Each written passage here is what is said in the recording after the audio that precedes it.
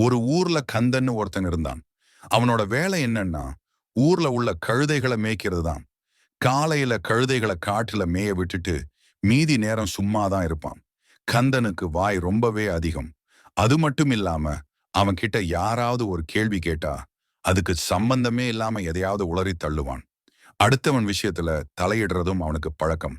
ஒரு நாள் கழுதைகள் சத்தமே இல்லாம புல்லை மேய்ஞ்சிட்டு இருக்கும்போது கந்தன் சும்மா இருக்க முடியாம ஊருக்குள்ள வந்தான். அங்கே மரத்தடியில ஒரு பெரிய பஞ்சாயத்து நடந்துச்சு.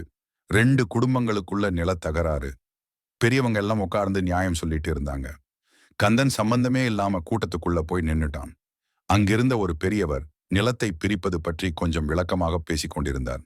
அப்போது கந்தன் நடுவில் புகுந்து சத்தம் போட்டான். ஏன் ஐயா, நீங்க நிலத்தை பத்தி பேசுறீங்க. ஆனா நேத்து எங்க கழுத ஒண்ணு அந்த பக்கமா போச்சு. அதுக்கு ஒரு கொம்பு வளைய ஆரம்பிச்சிருக்கு. அதெல்லாம் நீங்க பார்க்க மாட்டீங்களா? நீங்க சொல்ற தீர்ப்பு சுத்த தப்பு. பாருங்கள், நிலத்தகராறுக்கும் கழுதையின் கொம்புக்கும் எந்த சம்பந்தமும் இல்லை. அவன் தேவையில்லாமல் பேசுவது அங்கிருந்தவர்களுக்கு புரிந்தது. வாய் அதிகம் பேசும் கந்தன் அதோடு நிற்கவில்லை. இது மட்டும் இல்லை தலைவரே, உங்க முகத்தை பார்த்தா நல்லா இருக்க மாதிரி இல்ல.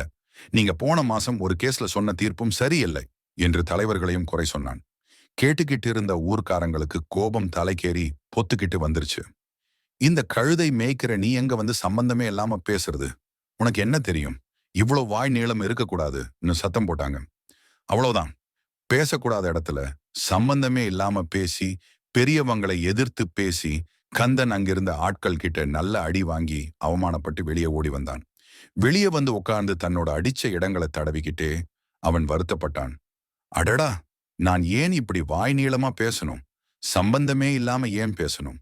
அமைதியா இருந்தா இந்த அடி, இந்த அவமானம் வந்திருக்குமா? அந்த நாள் முதல் வாயாடி கந்தன் தேவையில்லாம பேசுறதையும் சம்பந்தமில்லாத விஷயத்த பேசுறதையும் நிறுத்திட்டான். தன் வேலைய பார்த்துட்டு அமைதியா இருக்க கத்துக்கிட்டான். நீதி தேவையில்லாத இடத்தில் பேசுவதும் வாயை அதிகமாக வைத்துக் கொள்வதும் ஆபத்தை விளைவிக்கும். அமைதி சில சமயம் பாதுகாப்பானது.